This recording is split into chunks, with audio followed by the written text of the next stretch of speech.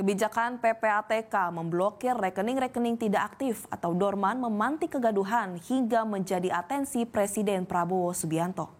Terbaru, PPATK membuka kembali pembekuan rekening-rekening dorman yang semula dikhawatirkan disalahgunakan untuk kejahatan. Apakah langkah ini dilakukan PPATK karena ditegur oleh Presiden? Berikut ulasannya.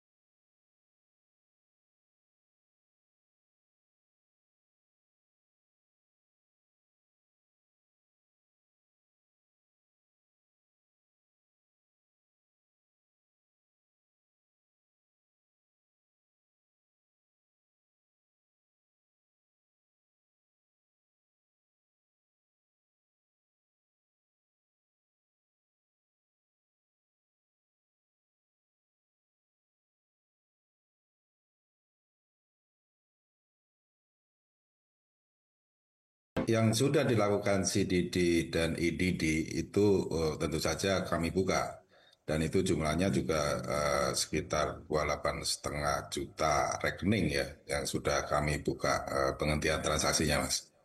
Justru yang sudah dibuka ini yang sudah confirm nasabahnya dan sudah betul sesuai dengan database. Nah, itu yang kita buka. Jadi itu yang sudah proses CDD dan pendalaman gitu, Mas. Enggak, kalau udah dibuka ya udah, artinya bisa bertransaksi kembali ya. Jadi ini kan begini, Mas. Sebenarnya tanpa kami hentikan pun, namanya rekening dorman itu tidak dapat untuk bertransaksi. Mereka harus melakukan verifikasi dan reaktivasi ke perbankan. Sebelumnya, dalam akun Instagram resmi PPATK menyatakan telah menemukan banyak rekening tidak aktif dalam kurun waktu 3-12 bulan yang disalahgunakan, seperti hasil jual beli rekening atau digunakan untuk tindak pidana pencucian uang hingga judi online. Nah, permasalahannya banyak sekali rekening dorman yang sudah dikuasai oleh orang lain. Nah, reaktivasi yang beberapa bank itu tinggal melalui apa istilahnya telepon, dicocokkan nama orang tua, langsung dibuka. Padahal ini sudah dikuasai orang lain dan ini langsung untuk menampung dana tindak pidana. Ada juga yang reaktivasi melalui apa istilahnya portal teknologi ya, wawancara, tapi udah pakai AI sehingga orang lain tapi wajahnya sama dengan pemilik rekening. Jadi udah bermacam-macam. Nah, ini yang kami identifikasi seperti itu. Meski PPATK telah membuka kembali puluhan juta rekening dorman, Koordinator Masyarakat Anti Korupsi Boyolali Saiman menilai langkah PPATK memblokir rekening-rekening tidak aktif karena khawatir disalahgunakan untuk tindak pidana menunjukkan pengawasan PPATK. Tidak boleh PPATK menjadi pemalas gitu.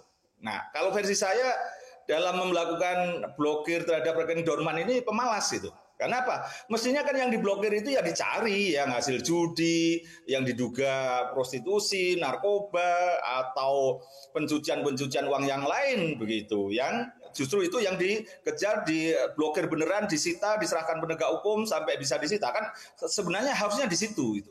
Jangan kemudian cari mudahnya kemudian memblokir dorman gitu kan, dan rekening-rekening gitu. Saya menyayangkan itu sebenarnya, terus terang aja. Karena ini versi saya malah kesannya PPATK hantam kromo aja. Oh, ini dorman kemudian dianggap lebih mudahnya udah blokir dulu aja biar orang. Tapi kan betul dikatakan oleh masyarakat komplain. Betul bahwa tidak dirugikan, tidak kurangi Rp1 pun. Tapi masyarakat kan menjadi repot. Mau menggunakan menjadi nggak bisa. Kritik juga datang dari anggota DPR.